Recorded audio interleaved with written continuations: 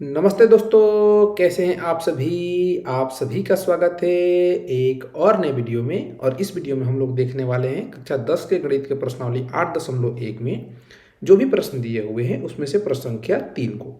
इससे पहले हम लोगों ने प्रश्न संख्या 1 और प्रश्न संख्या 2 को बहुत अच्छे तरीके से समझ के उसे हल किया है। तो यदि उन प्रश्नों में आपको दिक्कत हो तो आप उस वीडियो को एक बार देख सकते हैं।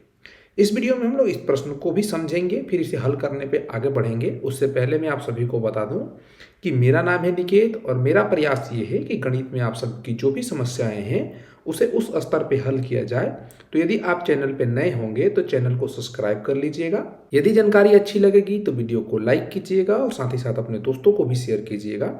और यदि आपके मन में कोई प्रश्न रह जाता है जो आप हमसे पूछना चाहते हैं तो उसे कमेंट बॉक्स में पूछ लीजिए। चलिए इस प्रश्न को पढ़ते हैं कि ये क्या कहता है, फिर हल करेंगे। ये कह रहा है कि यदि साइन ए 3/4 है तो कॉस ए और टेन ए का मान परिकलित कीजिए। यहाँ पे साइन ए दिया हुआ है। यहाँ पे देखिए, हम लोगों को पता है कि 6 प्रकार के त्रिकोणमितीय अनुपात होते हैं। एक होता है साइन थीटा, एक होता है कॉस थीटा, एक होता है टैन थीटा, एक होता है कोसेक थीटा, एक होता है सेक थीटा और अंतिम होता है कॉट थीटा। 6 के बारे में हमें पता है। यहाँ पे हमें साइन ए का मान दिया हुआ है। ये क्या है? ए एक किसी समकोण त्रिभुज का एक कोण है। तो सबसे पहले हम क्या करते हैं कि एक समकोण त्रिभुज बना लेते हैं। यहाँ पे हम देखेंगे तो ये जो साइन ए का मान दिया हुआ है, साइन ए का मान हम सभी जानते हैं कि लंब बट्टे कर्ण होता है। यानी कि हमें यहाँ पे एक समकोण त्रिभुज दिया हुआ है जिसमें एक भुजा की लंबाई क्या है? 3 है या 3 का गुणज है, और कर्ण की लंबाई क्या है? 4 है या 4 का गुणज है। मैं गुणज क्यों कह रहा हूं?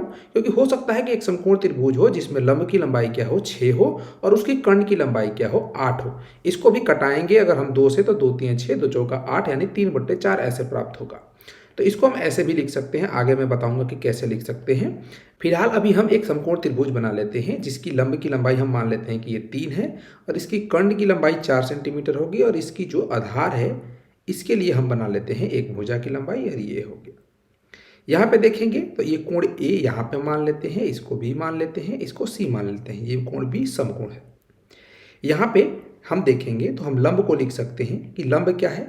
3K है, यानी कि 3 का कोई गुणज है। और इस कर्ण को हम ऐसे लिख सकते हैं कि कर्ण क्या है? कर्ण 4K है और ये किसी 4 का कोई गुणज है।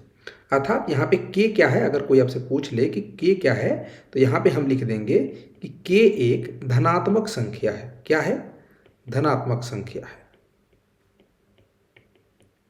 ठीक है। इसके बाद हम क्या करेंगे? यहाँ पे कर्ण की लंबाई हम 4K लिख लेंगे। इसकी लंब की लंबाई क्या हो जाएगी? 3K हो जाएगी। और यहाँ पे आधार की लंबाई हमें नहीं पता, तो आधार को भी हम ज्ञात कर लेते हैं। पाइथागोरस प्रमेय का प्रयोग करेंगे तो यहाँ पे हमें क्या प्राप्त होगा कि 4K का होल घात बराबर होगा किसके? AB का स्क्वायर यानी आधार का स्क्वायर प्लस का BC का स्क्वायर यानी 3K का होल स्क्वायर। इसको और सरल करेंगे तो ये 16K स्क्वायर बराबर का AB का स्क्वायर प्लस का 9K स्क्वायर प्राप्त होगा। इसको और सरल करेंगे तो AB का होल स्क्वायर हमें क्या प्राप्त होगा? यहाँ पे देखेंगे 16 में से 9 जाएगा तो 7 प्राप्त होगा, और 7 का K स्क्वायर। यहाँ से हम AB का लंबाई ज्ञात करेंगे तो AB अंडर रूट का 7K स्क्वायर, यहाँ से क्या प्राप्त होगा? √7K प्राप्त होगा। ये क्या हो जाएगा हमारे लिए? ए बी क्या है? आधार है कोण ए के लिए, तो आधार की लंबाई यहाँ से हमें क्या प्राप्त हो जाएगी?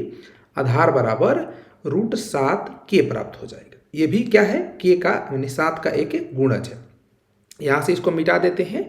हालांकि प्रश्न को हल करिएगा तो पाइथागोरस प्रमेय से आप जब आधार ज्ञात कीजिएगा तो उसको भी आप लिखेंगे कि पाइथागोरस प्रमेय से आधार इस प्रकार से हम ज्ञात करेंगे। यहाँ पे देखेंगे तो आगे हमसे पूछ रहा है कि cos A क्या होगा, यानी कि इस कोण के लिए cos A क्या होगा। तो cos A क्या होता है? किसी एक कोण के लिए समकोण त्रिभुज में cos A आधार और कर्ण का अनुपात होता है। ये आधार बटे कर्ण हो जाएगा। यहाँ आधार की लंबाई क्या है? आधार की लंबाई अभी हम लोगों ने ज्ञात किया √7K है, यानी √7 का गुणज है। और ये कर्ण क्या है? 4K है, तो इसको 4K लिख देंगे। ये K से K कट जाएंगे, यानी कि जो संख्या कॉमन होगी वो कट जाएगी, और बचेगा हमारे लिए क्या? √7/4।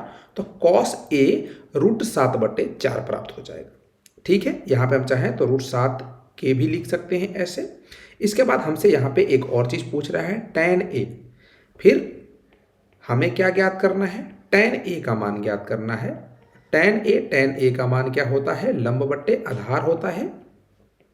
आशा करता हूं कि आप सभी 6 त्रिकोणमितीय अनुपात के जो मान होते हैं उसको याद कर लिए होंगे। तो यहाँ पे tan a लंब बट्टे आधार हो जाएगा। कोण a के लिए लंब क्या है? BC है जो कि 3K के बराबर है, और आधार क्या है? AB है जो कि √7K के बराबर है। K से K कट जाएगा, बचेगा क्या? 3/√7। तो tan a का मान ज्ञात होगी। यहाँ पे मैं आपसे चाहूँ, या प्रश्न में भी दिया जा सकता था, या कोई आपसे पूछ ले कि आप सेक a का मान बताइए, कॉट a का मान बताइए, या साइन c का मान बताइए, कोण c के लिए साइन c का मान क्या होगा, तो उन सारी चीज़ों को भी हम बता सकते हैं। यहाँ से एक चीज़ हम सीख सकते हैं कि यदि कोई एक त्रिकोणमितीय अनुपात का हमें किसी एक कोण के लिए मान दे दिया जाए, जैसे कोण a के लिए 3/4 दे दिया गया है साइन का मान, तो बचे हुए अन्य 5 जो त्रिकोणमितीय अनुपात है, कॉस, टैन, कोसेक, सेक, कॉट, इन सभी के मान हम कोण a के लिए ज्ञात कर सकते हैं। साथ ही साथ हम कोण c के लिए भी, यानी दूसरा कोण जो होगा, दूसरा न्यूनकोण एक समकोण त्रिभुज में, उसके लिए भी हम सभी त्रिकोणमितीय अनुपातों के मान ज्ञात कर सकते हैं। तो आशा करता हूं कि ये सारी चीजें आपको समझ में आई होंगी।